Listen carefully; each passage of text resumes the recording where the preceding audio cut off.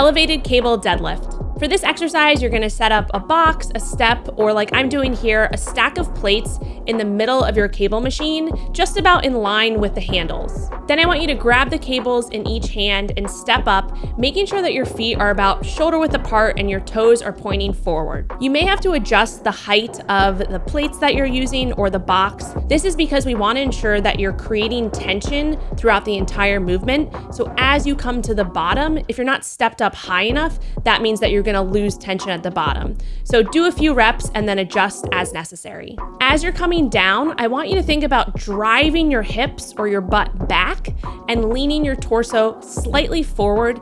This is gonna help emphasize the stretch in your glutes. As you come to the bottom, I want you to pause without losing tension. This is super important.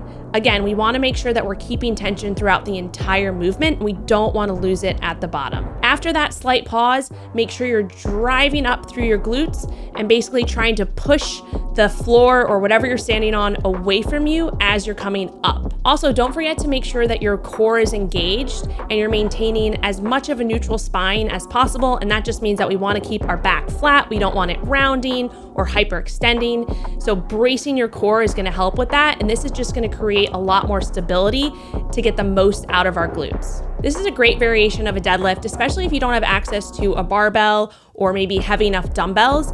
And it's also just a really fun alternative to a traditional deadlift. So if you haven't tried it out, I highly recommend adding it to the mix.